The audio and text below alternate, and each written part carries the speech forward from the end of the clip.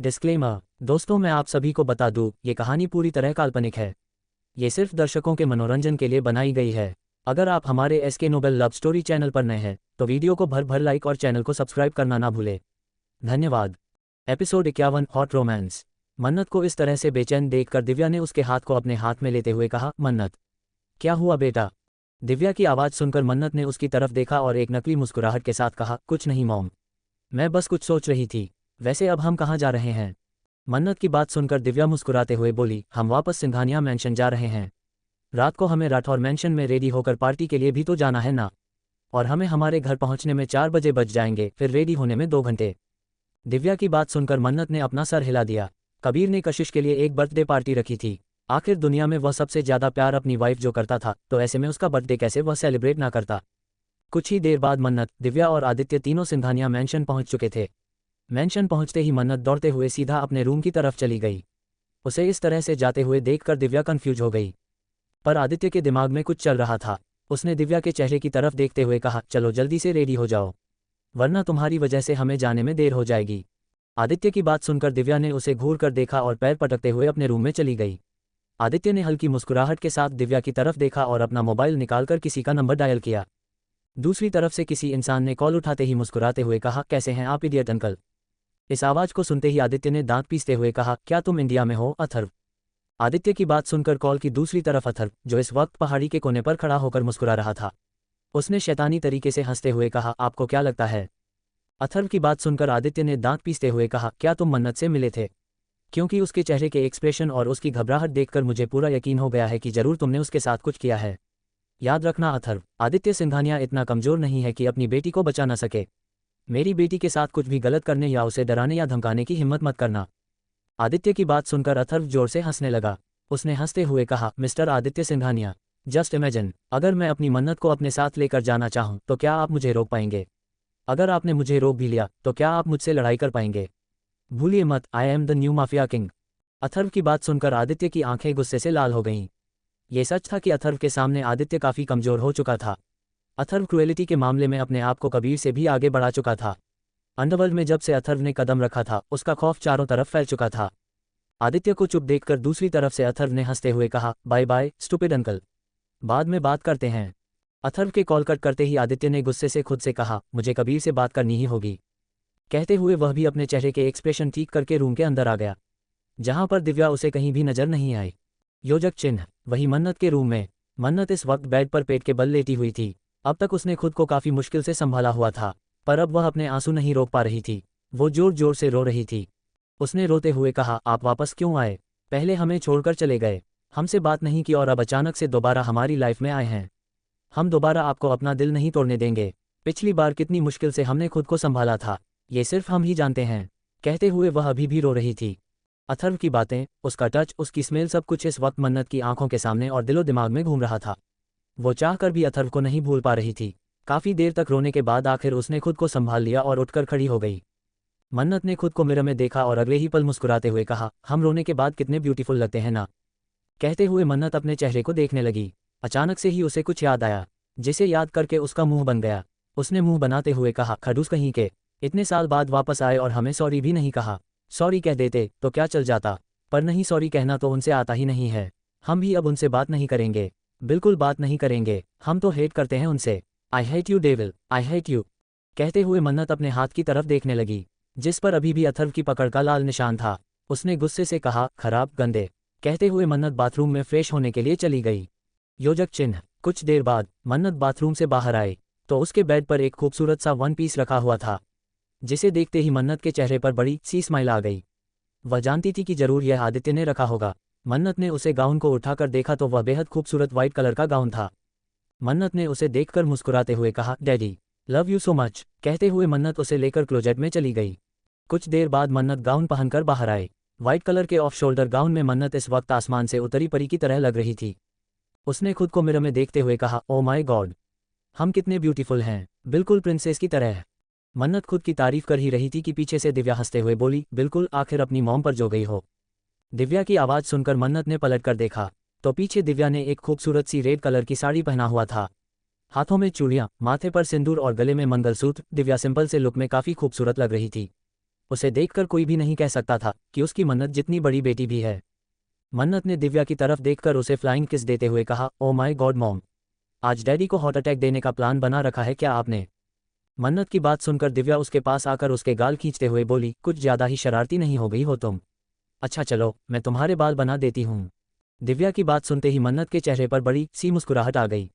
उसने खुशी से उछलते हुए कहा, thank you so much mom, आप खुद ही आ गईं, वरना मैं तो आपको बुलाने के लिए आने वाली थी। आप तो जानती हैं ना, मुझे बाल बनाना बिल्कुल नहीं पसंद। मन्नत की बात सुनकर दिव्या ने उसे ड्रेसिंग टेबल के सामने बिठाते हुए कहा, मुझे सब कुछ पता है, आखिर मैं तुम्हारी मॉम हूँ। अब बातें छोड़ो और मुझे तुम्हारे बाल बनाने दो। कहते हुए दिव्या मन्नत के बालों को सुझाने लगी। मन्नत मुस्कुराते हुए दिव्या की तरफ देख रही थी। इस वक्त वह इतनी खुश थी कि वह भूल ही गई थी कि दोपहर को वह थर से मिली थी। वही कबीर और कशिश के रूम में। कशिश इस वक्त मिरर के सामने खड़ी होकर मुस्कुरा रही थी। अभी अभी वो मेकअप आर्टिस्ट से तैयार होकर बाहर गई थी। कशिश ने इस वक्त एक बेहद खूबसूरत रेड एंड वाइट कॉम्बिनेशन की साड़ी पहनी हुई थी, जिसमें उसकी पतली कमर साफ साफ नजर आ रही थी। उसने खुद को मिरर में देखते हुए कहा, हम कितने ज़्यादा ब्यूटीफुल हैं। कशिश अभी भी खुद की तारीफ कर ही रही थी कि तभी उसे अपनी पतली कमर पर दो ठंडे हाथ महसूस हुए। कशिश ने अपनी आंखों को बंद करते हुए कहा, अभी प्लीज़, अभी नहीं। कबीर ने उसकी कमर को सहलाते हुए कहा, मुझसे पूछो स्वीट हार्ट कि तुम कितनी खूबसूरत हो। कहते हुए कबीर ने कशिश के बालों को साइड किया और उसकी गर्दन पर अपने होंठ रखकर उसे हल्के हल्के से किस करने लगा। कशिश ने गहरी गहरी सांस लेते हुए कहा, प्लीज़, हमारा मेकअप खराब हो जाएगा। आज आपने हमारे बर्थडे की पार्टी रखी है ना, हम सबसे खूबसूरत दिखना चाहते हैं, प्लीज़। कशिश की बात सुनकर कबीर की आंखें गहरी हो गई।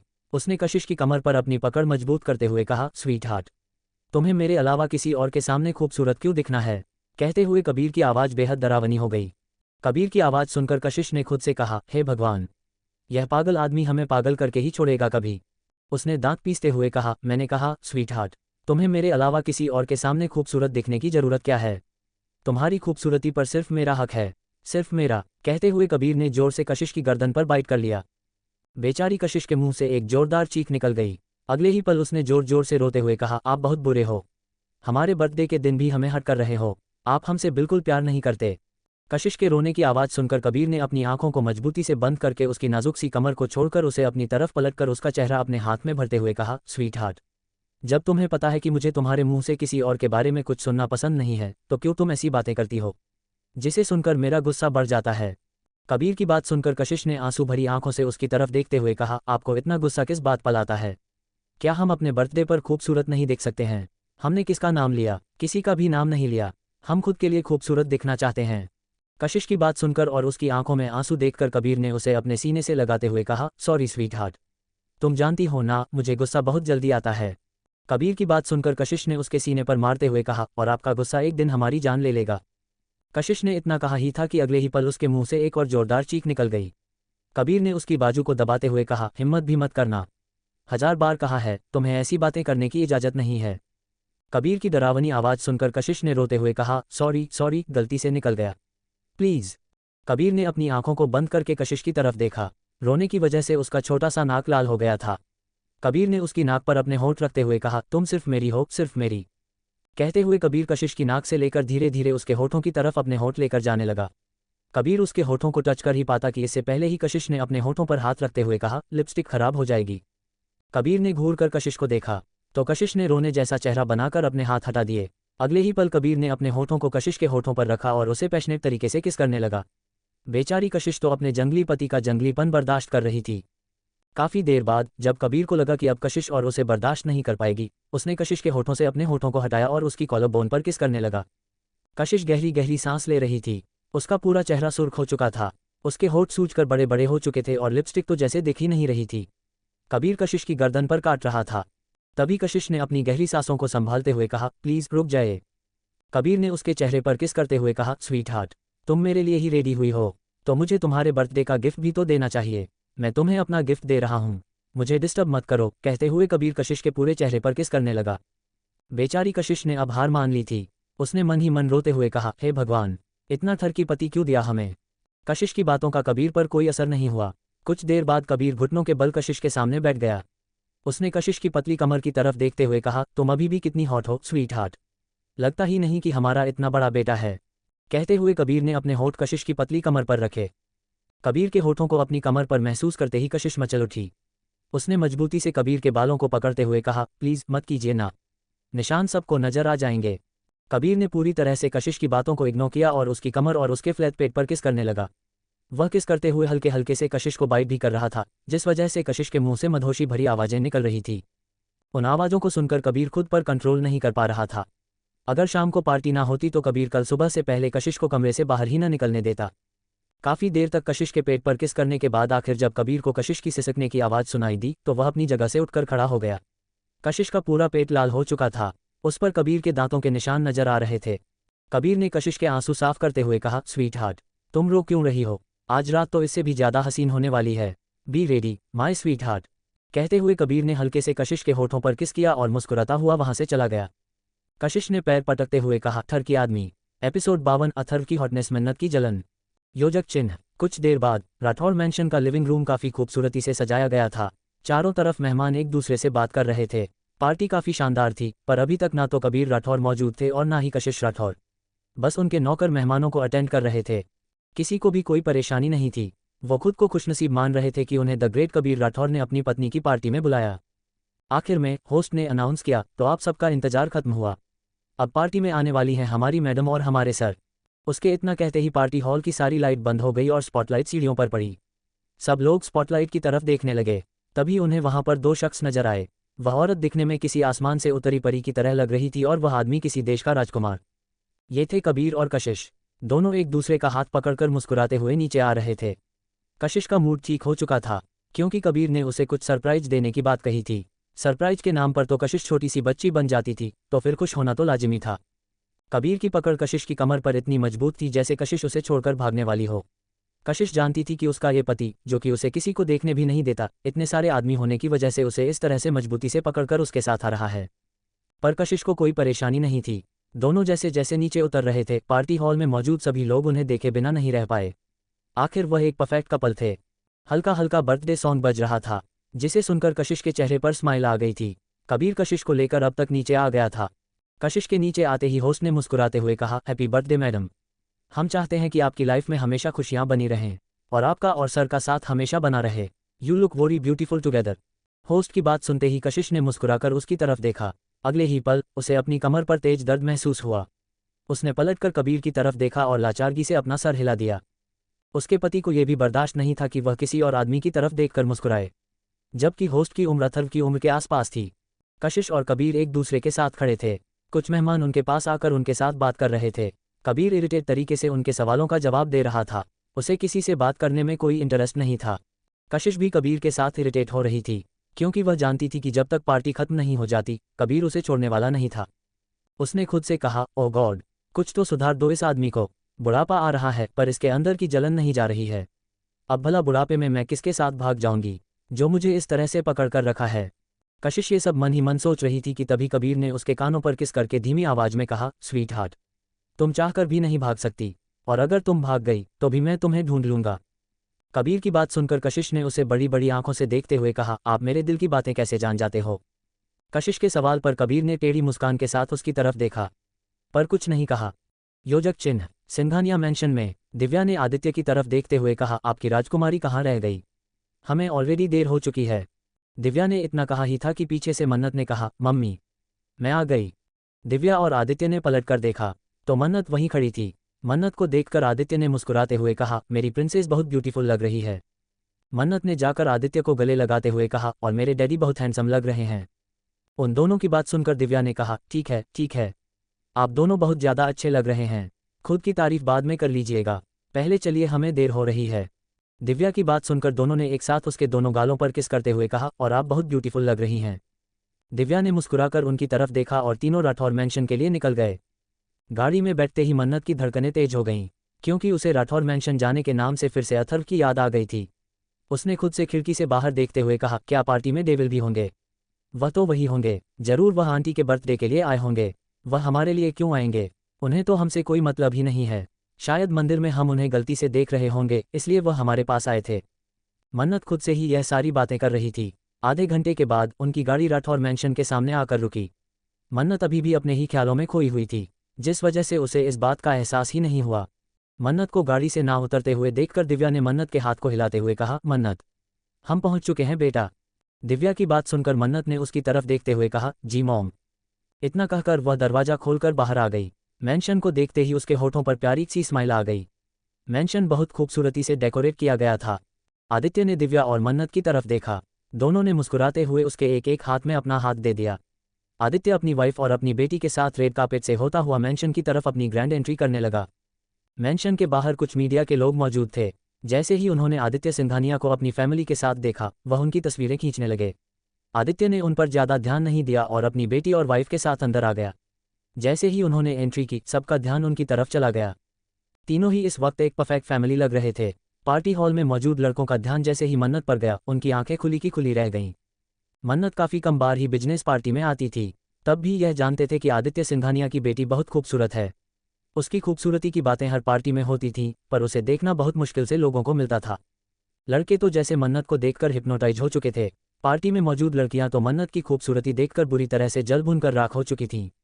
मन्नत ने किसी पर ध्यान नहीं दिया और आदित्य के साथ मुस्कुराते हुए अंदर आ गई। आदित्य, दिव्या और मन्नत सीधा कबीर और कशिश के पास आ गए। उन तीनों को देखते ही कशिश ने कबीर से जबरदस्ती अपना हाथ छुड़ा लिया और सीधा दिव्या के गले से लग गई। दिव्या ने कशिश की तरफ देखकर मुस्कुराते हुए कहा, हैप्पी बर्थडे मेरी जान। दिव्या की बात पर कशिश ने मुस्कुराते हुए कहा, थैंक यू सो मच। कशिश ने मन्नत की तरफ देखा तो मन्नत ने उसे मजबूती से गले लगाते हुए कहा, हैप्पी बर्थडे आंटी। आप तो दिन ब दिन ब्यूटीफुल होती जा रही हैं। ऐसा लग रहा है जैसे आपकी उम्र रिवर्स हो रही है। मन्नत की बात सुनकर कशिश ने हंसते हुए कहा, शैतान लड़की। कशिश ने इतना कहा ही था कि उसे बाहर से काफ़ी शोर सुनाई दिया। कशिश ने कन्फ्यूज होकर कबीर की तरफ देखा तो कबीर ने मुस्कुराते हुए उसे कमर से पकड़कर अपने करीब खींचते हुए कहा, तुम्हारा गिफ्ट। कबीर की बात सुनकर कशिश कन्फ्यूज हो गई। वहीं आदित्य की आंखें बड़ी हो गईं। उसने मन्नत की तरफ देखा, जो कशिश की तरह ही कन्फ्यूज लग रही थी। आदित्य ने आंखों के इशारे से कबीर से कुछ पूछा तो कबीर ने उसे एक शैतानी मुस्कुराहट दे दी, जिसे देखकर आदित्य के चेहरे पर गुस्सा नजर आने लगा। वहीं दिव्या, मन्नत और कशिश तीनों कन्फ्यूज थीं। तभी उन्हें एक साथ कई सारे कदमों की आवाज़ सुनाई दी, जो कि लिविंग रूम के गेट से अंदर आ रहे थे। कशिश अभी भी उसी तरफ देख रही थी। तभी उसे कुछ अजीब सा एहसास हुआ। कशिश के साथ ही मन्नत को भी अजीब सा एहसास हो रहा था। तभी कशिश का ध्यान एक शख्स पर गया जो कि अभी अभी दरवाजे से अंदर आया था। उसके आसपास 4 बॉडीगार्ड खड़े थे। कशिश का ध्यान जैसे ही बीच में खड़े लड़के पर गया, उसकी आंख से आंसू उसके गालों पर आ गए। उसके मुंह से धीरे से निकला, अथर्व। कशिश के मुंह से अथर्व का नाम सुनते ही मन्नत की हार्टबीट तेज हो गई। कशिश ने कबीर की तरफ देखकर रोते हुए कहा, अथर्व वापस आ गया। आपने हमें बताया क्यों नहीं? कबीर ने मुस्कुराते हुए कहा, यही तो तुम्हारा गिफ्ट है स्वीट हार्ट। क्या तुम्हें तुम्हारा गिफ्ट पसंद नहीं आया? कबीर की बात सुनकर कशिश ने रोते हुए कहा, बहुत पसंद आया, बहुत ज़्यादा। कहते हुए वह दौड़ते हुए अथर्व की तरफ जाने लगी। अथर्व ने जब कशिश को इस तरह से दौड़ते हुए देखा, उसने अपनी दोनों बाहें खोल दीं। कशिश सीधा जाकर अथर्व के गले से लग गई और जोर जोर से रोने लगी। उसने रोते हुए कहा, तुम्हें अपनी मॉम की याद नहीं आती ना? 6 साल, पूरे 6 साल लगा दिए तुमने वापस आने में। कहते हुए कशिश लगातार रो रही थी। कशिश को रोते हुए देखकर अथर्व ने उसे अपने सीने से लगाकर प्यार से कहा, I am sorry mom. Don't cry, आज आपका बर्थडे है, प्लीज़ रोना बंद कीजिए। अथर्व की बात सुनकर भी कशिश ने कुछ नहीं कहा, वह इस तरह से रोती रही। 6 साल बाद वह अपने बेटे को गले लगा रही थी। कुछ देर बाद अथर्व ने कशिश को खुद से दूर करके उसके माथे पर किस करते हुए कहा, हैप्पी बर्थडे मॉम। अथर्व के मुंह से हैप्पी बर्थडे सुनते ही कशिश के होठों पर प्यारी सी स्माइल आ गई। कबीर अपने हाथों की मुट्ठी बांधकर यह सब कुछ देख रहा था। वह कशिश को तकलीफ नहीं देना चाहता था, इसलिए उसने कुछ नहीं किया, वरना वह तो कशिश को अपने बेटे के करीब भी बर्दाश्त नहीं कर सकता था। वहीं पार्टी हॉल में मौजूद लोगों को जैसे ही यह पता चला कि सामने मौजूद हैंडसम इंसान कोई और नहीं, कबीर राठौर और कशिश राठौर का इकलौता बेटा अथर्व राठौर है, सबकी नज़रें इस पर जम गईं। उसका ऑरा इतना स्ट्रांग और ज़बरदस्त था कि कोई भी उसे अपनी नज़रों से हटा नहीं पा रहा था। पार्टी में मौजूद लड़कियां, जो अब तक मन्नत से जल रही थीं, अब उन्हें मन्नत और बाकी लोगों से जैसे कोई मतलब ही नहीं रह गया था। वह अपनी हवस भरी नज़रों से अथर्व को घूर घूर कर देख रही थीं। ऐसी एक भी लड़की नहीं थी जो अथर्व की हॉट और अट्रैक्टिव पर्सनैलिटी से अट्रैक्ट ना हुई हो। मन्नत ने जैसे ही पलटकर सबकी तरफ देखा, सब अपनी ललचाई नज़रों से अथर्व को ही देख रही थीं। उन सबको अथर्व को इस तरह से देखते हुए देखकर मन्नत का चेहरा गुस्से से लाल हो गया। अथर्व इस वक्त काफ़ी ज़्यादा हॉट लग रहा था। उसने एक ब्लैक शर्ट पहनी हुई थी और नीचे ब्लैक पैंट्स। सिंपल से कपड़ों में वह किसी राजकुमार से कम नहीं लग रहा था। ऊपर से उसके होठों की वह टेढ़ी मुस्कुराहट उसे और भी ज़्यादा कातिलाना लुक दे रही थी। मन्नत ने गुस्से से खुद से कहा, जानबूझकर लड़कियों को अट्रैक्ट करने के लिए ऐसे कपड़े पहनकर आए हैं, ये हमें अच्छे से पता है। मन्नत की बात उसके बगल में खड़ी कशिश ने भी सुन ली थी। उसने हल्की सी मुस्कुराहट के साथ पूछा, बेटा क्या हुआ? कशिश की बात पर उसकी तरफ देखते हुए मन्नत ने कहा, कुछ नहीं आंटी। कब केक कट होगा? हमें केक खाना है, मन्नत ने छोटे से बच्चे की तरह कहा। कशिश ने मुस्कुराते हुए कहा, जल्दी ही केक कट होगा और हम सबसे पहले केक का बड़ा सा पीस हमारी मन्नत को ही देंगे। कशिश की बात सुनकर मन्नत के होठों पर एक छोटी सी स्माइल आ गई। वह अभी भी टेढ़ी नज़रों से अथर्व को ही देख रही थी, जो कि पार्टी में मौजूद कुछ बिजनेसमैन के साथ बातें कर रहा था। उसने एक नज़र भी मन्नत की तरफ नहीं देखा था, ऐसा मन्नत को लग रहा था। पर सच तो यही था कि अथर्व की नज़रें पार्टी में लगातार सिर्फ मन्नत पर ही बनी हुई थीं। पार्टी में मौजूद बाकी लड़कियों की नज़रें अथर्व पर देखकर मन्नत को इस वक्त हद से ज़्यादा गुस्सा आ रहा था। उसका दिल कर रहा था कि वह उन सभी लड़कियों का सर फोड़ दे जो अथर्व को घूर घूर कर देख रही हैं। उसे नहीं पता था कि उसके साथ क्या हो रहा है, पर वह बर्दाश्त नहीं कर पा रही थी कि उसके अलावा कोई उसके डेविल को देखे। मन्नत अभी गुस्से से अथर्व को घूर ही रही थी कि तभी अचानक से उसके कानों में किसी की आवाज़ पड़ी, क्यूटी पाए। किसी की आवाज़ सुनकर अचानक से मन्नत घबरा गई। उसने पीछे पलट कर देखा तो पीछे एक हैंडसम नौजवान मुस्कुराते हुए उसे ही देख रहा था। कुछ देर के लिए उसे देखकर मन्नत कंफ्यूज हो गई, पर अगले ही पल उसके होठों पर प्यारी सी स्माइल आ गई। वह जल्दी से जाकर उसके गले से लग गई। उसने खुशी भरी आवाज़ में कहा, आप भी आ गए। उस लड़के ने मुस्कुराते हुए कहा, आप भी आ गए से क्या मतलब है? मैं क्यों नहीं आ सकता? क्या तुमने मुझे याद नहीं किया? उन दोनों को गले लगे हुए देखकर अथर्व, जो कि एक बिजनेसमैन के साथ बात कर रहा था, उसकी आंखें खून की तरह लाल हो गईं। एपिसोड 53 अर्थव की जलना गुस्सा। अथर्व अपनी जानलेवा नज़रों से मन्नत और उस लड़के को देख रहा था, जो कि एक दूसरे को गले लगाकर खड़े थे। तभी पीछे से उसके कंधे पर किसी ने हाथ रखते हुए कहा, अथर्व। अथर्व ने गुस्से भरी नज़रों से पलटकर देखा तो उसके पीछे आयुष खड़ा था। अथर्व की ऐसी नज़रें देखकर आयुष के माथे पर पसीने की बूंदें चमकने लगीं। उसने खुद से कहा, अब इस शैतान को क्या हो गया? कहते हुए उसका ध्यान मन्नत पर गया, जो कि एक लड़के को गले लगाकर काफ़ी खुश नजर आ रही थी। उसने खुद से कहा, हे भगवान, इस मासूम सी बच्ची की रक्षा करना। आयुष को अब मन्नत के लिए बहुत ज़्यादा डर लग रहा था, क्योंकि इन 6 सालों में उसने अथर्व का बढ़ता हुआ पागलपन देखा था। मन्नत के पास न होने के बावजूद भी उसने क्या क्या किया था, यह आयुष से बेहतर कौन जान सकता था। आयुष ने अथर्व की तरफ देखकर हंसते हुए कहा, अरे तुम उसे घूर क्यों रहे हो? वह तो उसका भाई है। अथर्व ने जैसे ही आयुष की बात सुनी, उसने आयुष के हाथ को मजबूती से दबाते हुए कहा, मेरी मॉम को बीच में मत लाओ। कहते हुए अथर्व की पकड़ आयुष के हाथ पर मजबूत होती जा रही थी। आयुष ने कहा, अब मेरा हाथ तोड़ेगा क्या? छोड़ भाई छोड़, मैं तेरा इकलौता प्यारा दोस्त हूँ, छोड़ दे। अथर्व ने उसको घूर के देखा और एक झटके से उसका हाथ छोड़ दिया। वह सख्त कदमों से चलता हुआ ड्रिंक एरिया की तरफ चला गया और वहां पर बैठकर ड्रिंक का ग्लास अपने मुंह से लगाकर ड्रिंक करते हुए मन्नत को घूरने लगा। मन्नत ने उस लड़के की तरफ देखकर मुस्कुराते हुए कहा, मेहर भाई, मैं आपसे बहुत गुस्सा हूँ। आप कितने दिनों बाद मुझसे मिलने के लिए आए हो? मन्नत की बातें सुनकर वह लड़का, जो कि मेहर था, मन्नत के बड़े पापा और बड़ी माँ का बेटा, उसने मुस्कुराते हुए कहा, ओ माय कट्टी पाई, तुम्हें इतना गुस्सा आ रहा है? मन्नत ने क्यूट सा फेस बनाते हुए कहा, और नहीं तो क्या, मुझे बहुत गुस्सा आ रहा है, बहुत ज़्यादा, अब मुझे मनाओ। कहते हुए मन्नत अपना चेहरा दूसरी तरफ करके खड़ी हो गई। मन्नत को इस तरह से नाराज होते हुए देखकर मिहिर ने उसे कंधों से पकड़कर पलटकर अपनी तरफ किया और मुस्कुराते हुए कहा, क्या ऐसे देखकर भी तो मुझसे नाराज रहोगी? कहते हुए उसने पैंट की पॉकेट से एक बड़ा सा चॉकलेट निकाला। मन्नत में खुशी से चहकते हुए उसे दोबारा गले लगाकर उसके गाल पर किस करते हुए कहा, love you so much Mihir भाई। मिहिर भी हंसते हुए मन्नत को देख रहा था।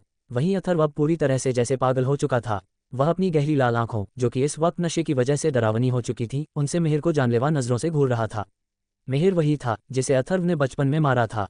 उसका ध्यान मिहिर के हाथों पर था, जो कि मन्नत के कंधों पर थे।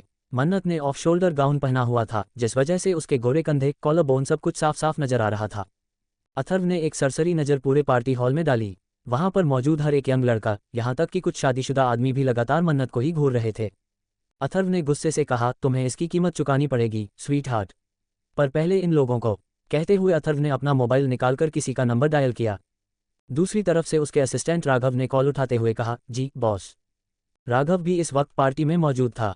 उसने पलटकर देखा तो उसका ध्यान अथर्व पर गया, जो कि ड्रिंक काउंटर के पास मौजूद था और अपनी डरावनी नज़रों से पार्टी हॉल के कुछ लोगों की तरफ देख रहा था। राघव ने उसकी नज़रों को फॉलो किया और फिर वह जिन्हें देख रहा था उनकी नज़रों को। राघव समझ गया कि उसे क्या करना है। उसने कहा, काम हो जाएगा बॉस। राघव की बात सुनते ही अथर्व ने कॉल कट कर दिया। कुछ देर बाद होस्ट ने अनाउंस करते हुए कहा, तो अब केक कटिंग का टाइम हो चुका है। उसके इतना कहते ही एक बड़ा सा 3 लेयर्स का केक पार्टी के केंद्र के बीच में लाकर रख दिया गया।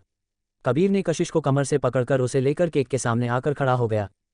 कशिश ने अपनी नज़रें यहाँ वहाँ घुमाते हुए कहा, अथर्व कहाँ है? कशिश की बात सुनकर कबीर ने उस पर अपनी पकड़ मजबूत करते हुए कहा, उसे अपना टाइम एंजॉय करने दो और तुम मेरे साथ एंजॉय करो स्वीट हार्ट। उसे भी तो स्पेस मिलना चाहिए ना।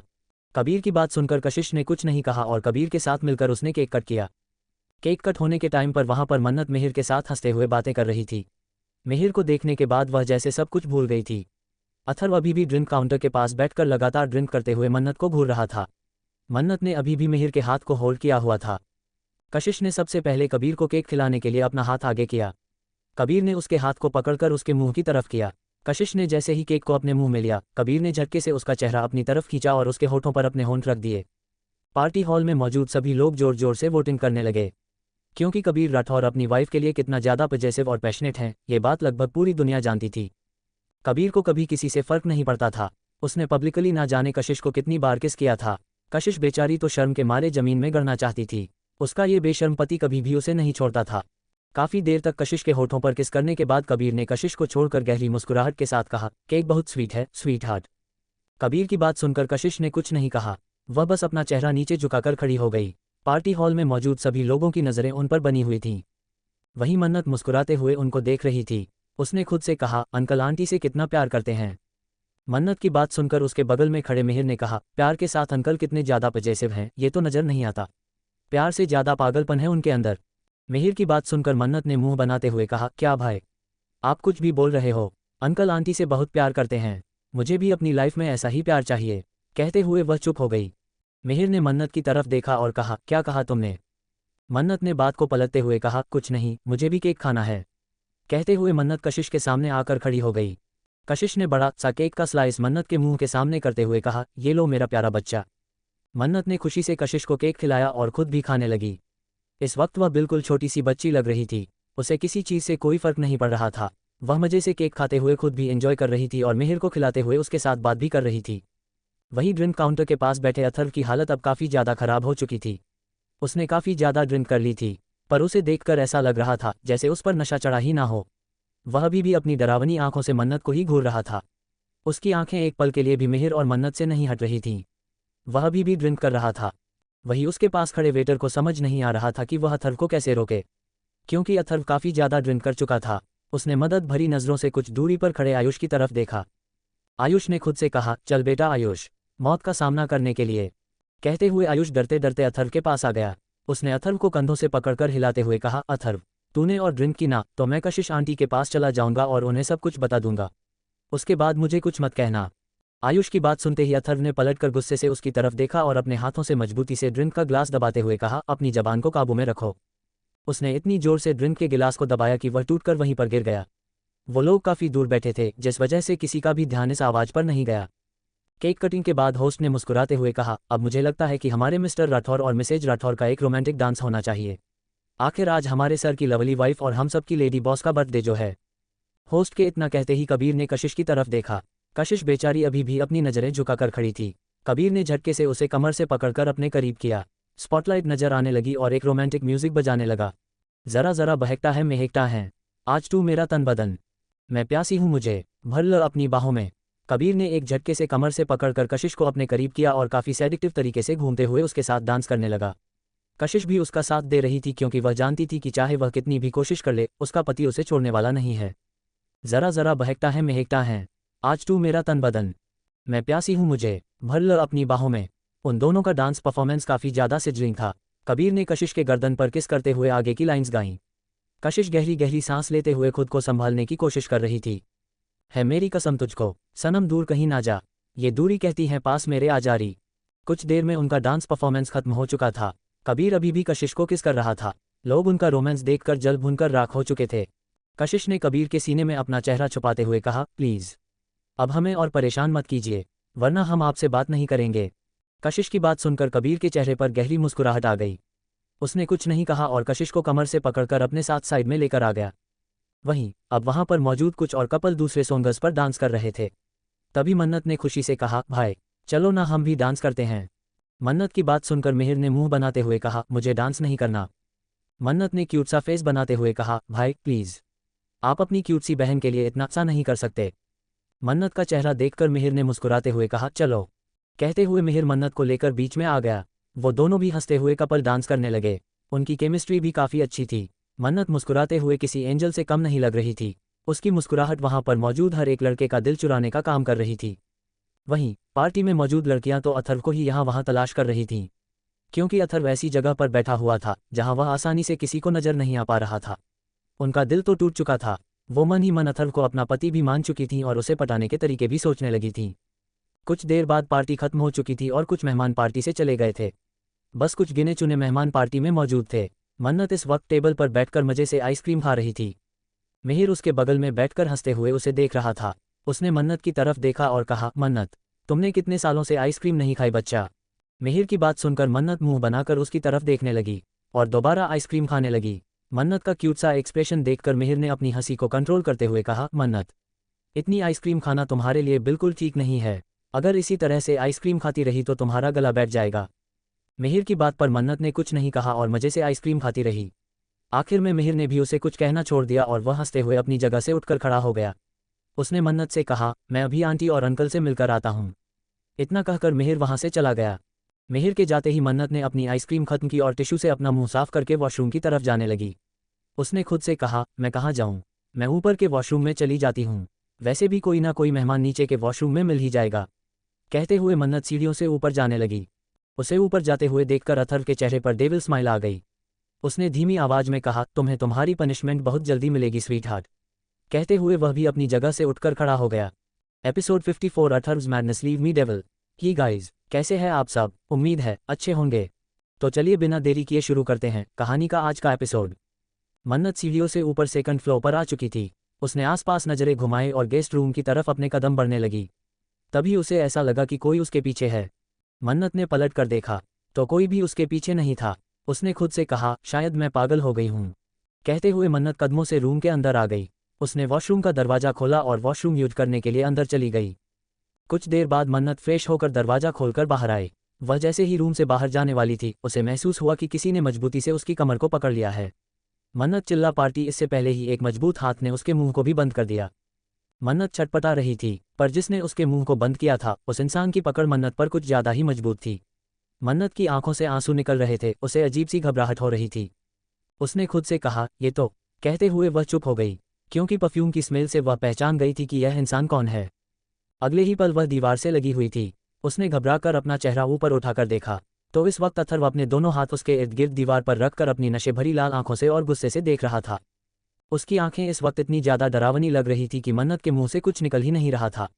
फिर भी उसने हिम्मत करते हुए कहा, डेविल, छोड़िए मुझे, क्या कर रहे हैं आप? मुझे नीचे जाने दीजिए। कहते हुए मन्नत ने अथर्व को खुद से दूर धक्का देने की कोशिश की। इसी वक्त अथर्व का ध्यान उसके गोरे कंधों पर गया था, जिसे देखते ही उसकी आंखों के सामने थोड़ी देर पहले मन्नत और मिहिर का डांस करना, मिहिर का मन्नत को टच करना, सब कुछ घूमने लगा। अथर्व ने उसके कंधों को मजबूती से दबाते हुए कहा, किसी ने छुआ था ना इसे? कहते हुए अथर्व काफी अजीब तरह से रिएक्ट कर रहा था। अथर्व को इस तरह से बर्ताव करते हुए देखकर मन्नत को घबराहट हो रही थी। उसने डरते हुए कहा, डेविल, छोड़िए, क्या कर रहे हैं आप? मुझे दर्द हो रहा है, छोड़िए।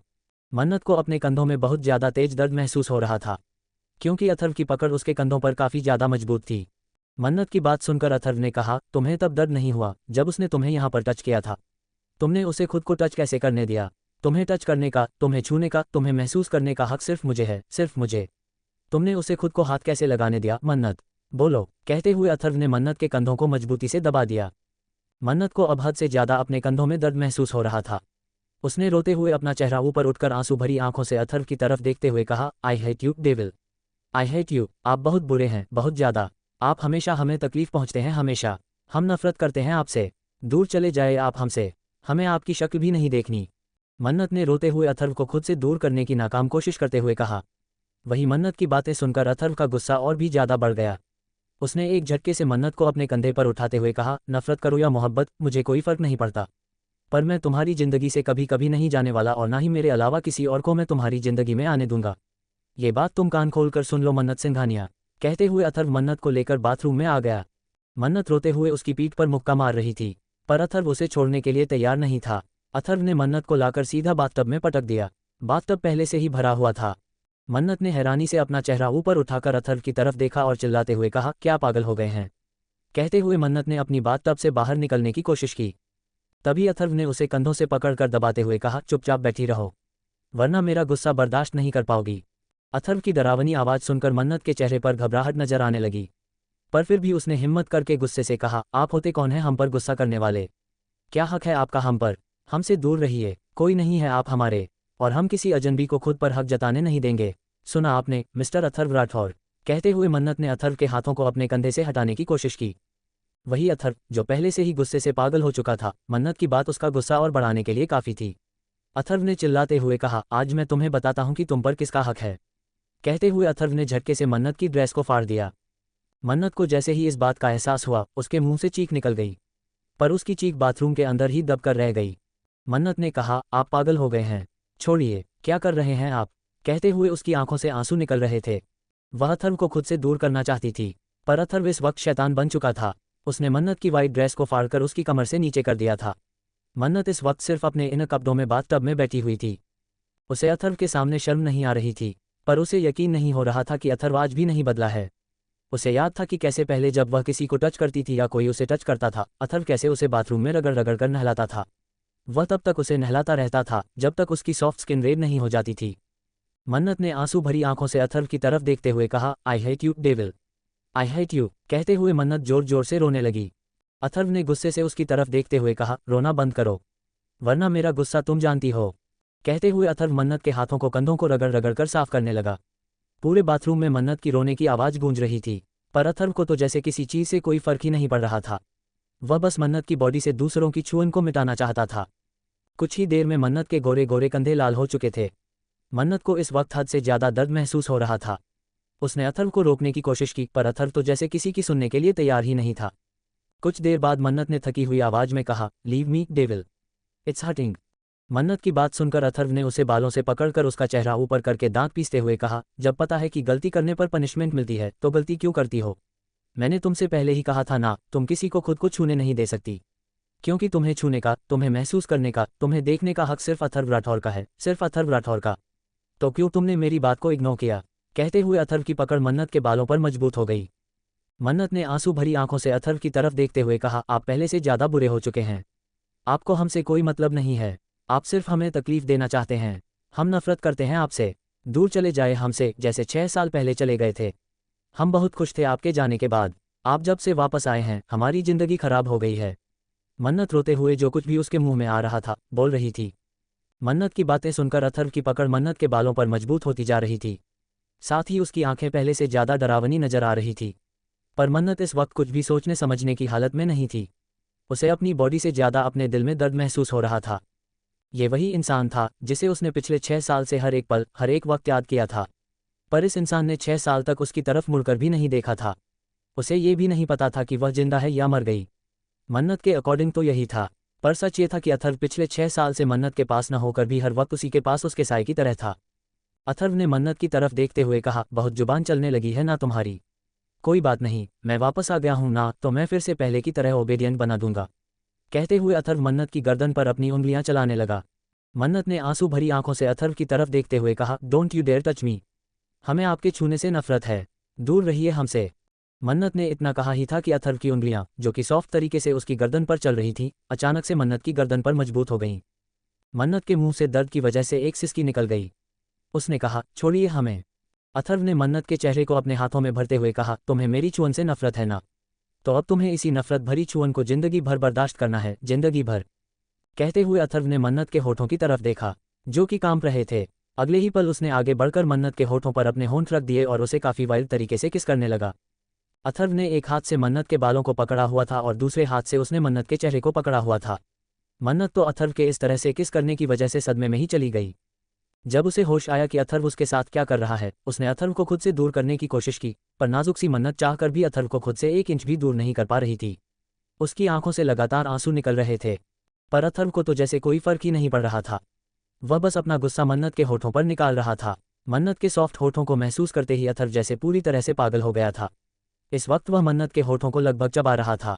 मन्नत को तो ऐसा लग रहा था जैसे वह सांस न ले पाने की वजह से ही मर जाएगी। उसने आंसू भरी आंखों से अथर्व की तरफ देखा।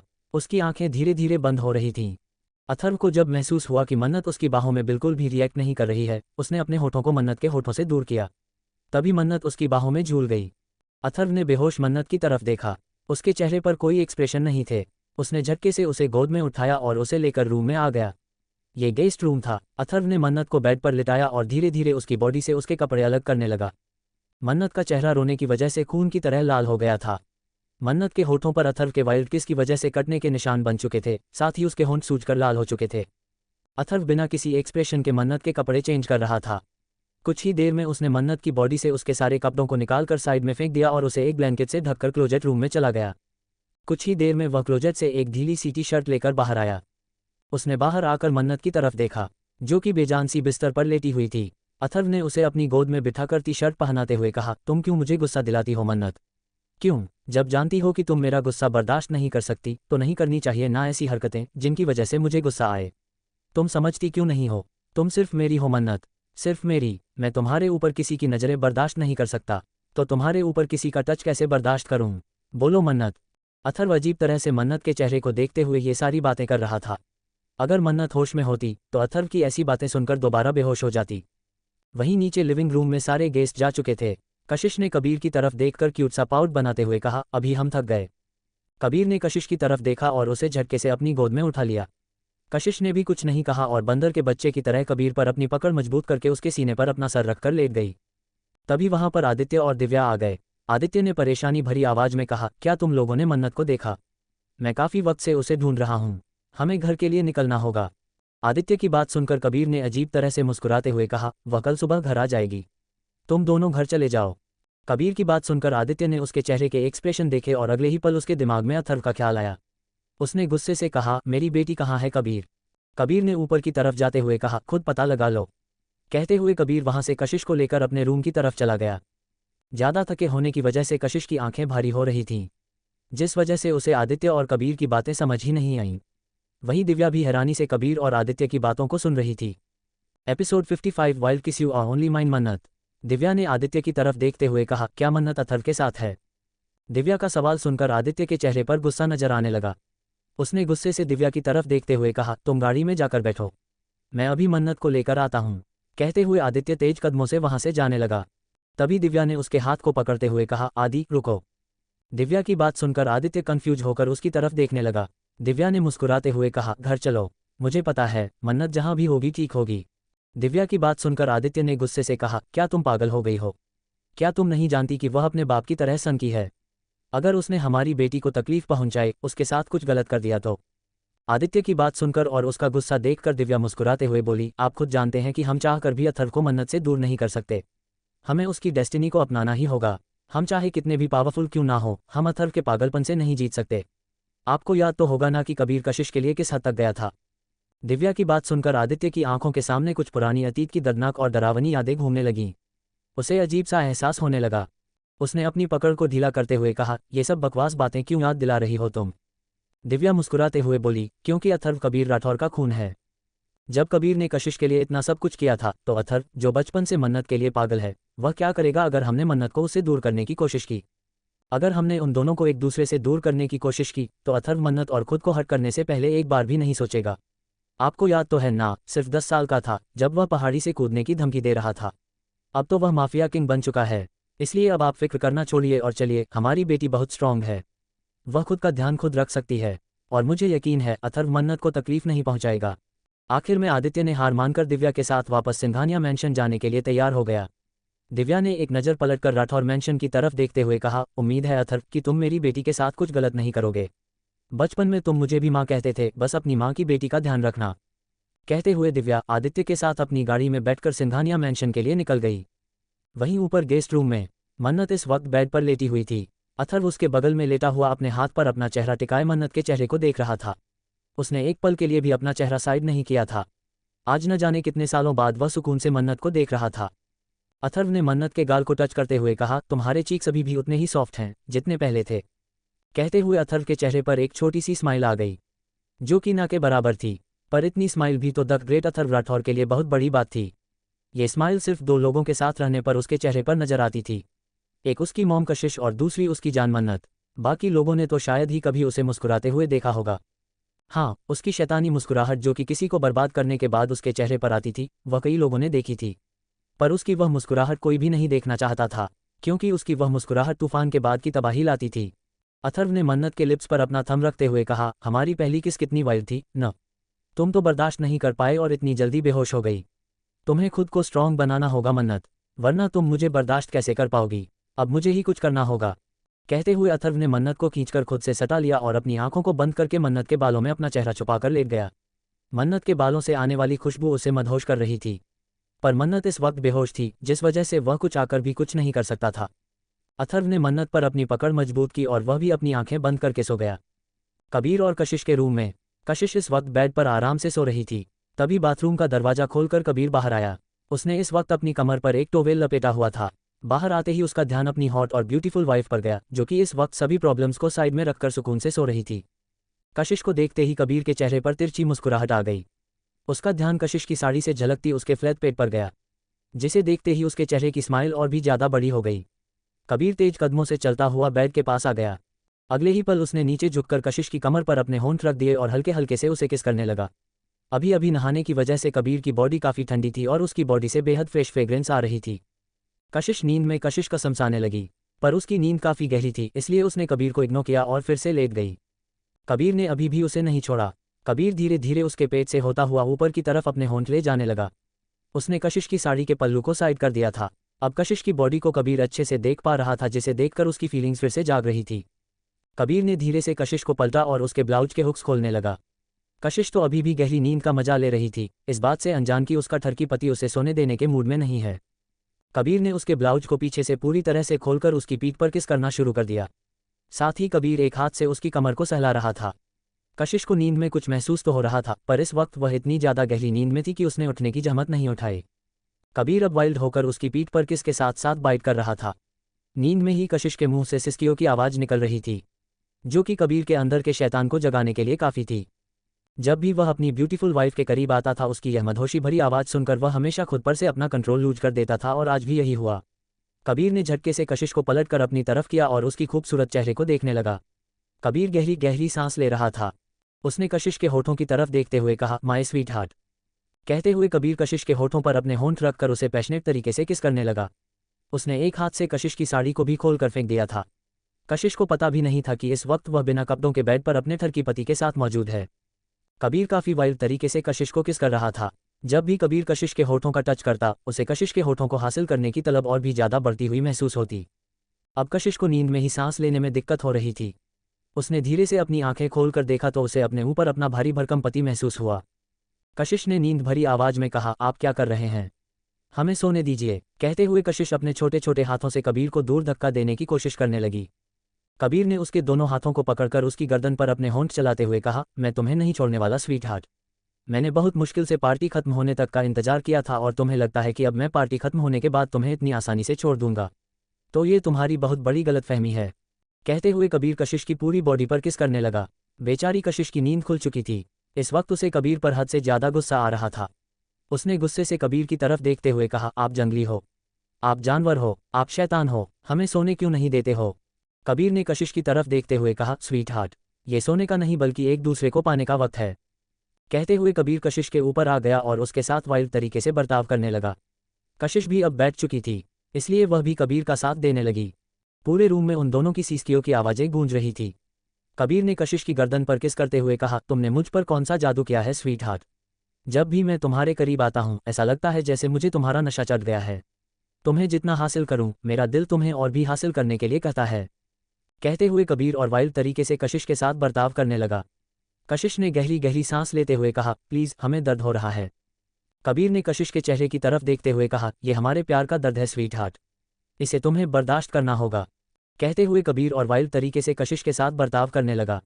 अब कशिश कबीर को बर्दाश्त नहीं कर पा रही थी। उसने आंसू भरी आंखों से कबीर की तरफ देखते हुए कहा, प्लीज़, हमें सोने दीजिए, हमें बहुत दर्द हो रहा है। कशिश के चेहरे पर तकलीफ और दर्द देख कर ना चाहते हुए भी कबीर उसके बगल में आकर लेट गया और गहरी गहरी सांस लेने लगा। कशिश ने खुद की तरफ देखा और रोना शुरू कर दिया। उसने रोते हुए कहा, जंगली दानव, शैतान, हमें कभी सोने नहीं देते। कहते हुए कशिश अपना चेहरा दूसरी तरफ करके लेट गई। कबीर ने झटके से उसे अपने करीब किया और उसकी कमर को सहलाने लगा। उसने प्यार से कशिश के कानों पर किस करते हुए कहा, दर्द हो रहा है। कशिश ने रोते हुए कहा, बहुत ज़्यादा। कबीर धीरे धीरे कशिश की कमर पर मसाज देने लगा। कशिश कुछ ही देर में थके होने की वजह से दोबारा कबीर को गले लगाकर नींद के आगोश में चली गई। Next morning, guest room. मन्नत को अपने चेहरे पर सूरज की तेज किरण महसूस हुई। मन्नत ने अपने दोनों हाथ अपने चेहरे पर रखते हुए कहा, मॉम, पर्दा लगा दो ना। कहते हुए मन्नत अपना चेहरा दूसरी तरफ करके लेट गई।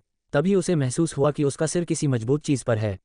मन्नत ने अपनी आंखों को खोलकर देखा तो उसे एक हैंडसम सा चेहरा अपने सामने नजर आया। अगले ही पल मन्नत घबराकर उठकर बैठ गई। उसने आसपास देखा तो यह उसका रूम नहीं था। मन्नत ने बेड पर उस इंसान की तरफ देखा, यह अथर्व था, जो कि इस वक्त उसके बगल में ही सुकून से सोया हुआ था। उसके चेहरे पर नींद में भी काफ़ी सख्त एक्सप्रेशन थे। एक पल के लिए अथर्व को देखकर मन्नत को ऐसा लगा जैसे वह सपना देख रही है, पर अगले ही पल उसने खुद की तरफ देखा। उसे याद आया कि यह कोई सपना नहीं है, इस वक्त वह सच में अथर्व के साथ है। मन्नत की आंखों में हल्के से आंसू आ गए। उसे याद आया कि कैसे बचपन में वह हमेशा अथर्व के साथ सोई थी। अथर्व हमेशा उसे अपने ऊपर सुलाता था और उसके सर को थपकी देता था। मन्नत यह सब याद कर ही रही थी कि तभी उसे याद आया कि कैसे अथर्व उसे छोड़कर चला गया था और उसने दोबारा उसके साथ कभी कांटेक्ट करने की कोशिश भी नहीं की थी। ये याद आते ही मन्नत ने गुस्से से अथर्व की तरफ देखा और बिस्तर से उतरने की कोशिश करने लगी। वह इससे पहले कि नीचे उतर पाती, अथर्व के मजबूत हाथों ने उसे कमर से पकड़कर अपने करीब खींचते हुए कहा, कहाँ जा रही हो एंजल। अथर्व की आवाज़ इस वक्त काफ़ी ज़्यादा डोमिनेटिंग और मदहोशी भरी लग रही थी। उसकी ऐसी आवाज़ सुनकर मन्नत को अपने पेट में तितलियां उड़ती हुई महसूस हो रही थी। उसने अपनी आवाज़ को काबू में करने की नाकाम कोशिश करते हुए कहा, अपने घर। कहते हुए वह अथर्व के हाथ को अपनी कमर से हटाने की कोशिश करने लगी। अथर्व ने उसे झटके से खींचकर अपने ऊपर किया और अजीब तरह से मुस्कुराते हुए कहा, ऐसे कैसे? बिना गुड मॉर्निंग विश किए तुम मुझसे दूर कैसे जा सकती हो? अथर्व की बात सुनकर मन्नत ने गुस्से से कहा, हमें आपको गुड मॉर्निंग विश करने का कोई शौक नहीं है, छोड़िए हमें। कहते हुए मन्नत अथर्व को खुद से दूर करने की कोशिश करने लगी। अथर्व ने अजीब तरह से मुस्कुराते हुए कहा, पर मुझे तो है। कहते हुए अथर्व ने मन्नत के सर को पीछे से पकड़कर अपने करीब खींचा और अगले ही पल उसके लिप्स पर अपने लिप्स रखकर उसे वाइल्ड तरीके से किस करने लगा। मन्नत की आंखों के सामने कल रात का अथर्व का जबरदस्ती किस करना घूमने लगा। मन्नत ने गुस्से से अथर्व को खुद से दूर करने की कोशिश की, पर अथर्व उसे छोड़ने के लिए तैयार ही नहीं था। मन्नत जितना उसे खुद से दूर करने की कोशिश करती, अथर्व उतना ही वाइल्ड तरीके से उसके होठों को बाइट करने लगता। आखिर में मन्नत ने हार मानकर अथर्व जो कर रहा था उसे करने दिया। दोस्तों, कहानी कैसी लगी हमें कमेंट में आप जरूर बताएं और वीडियो को लाइक करना ना भूलें और चैनल को सब्सक्राइब कर ले। धन्यवाद।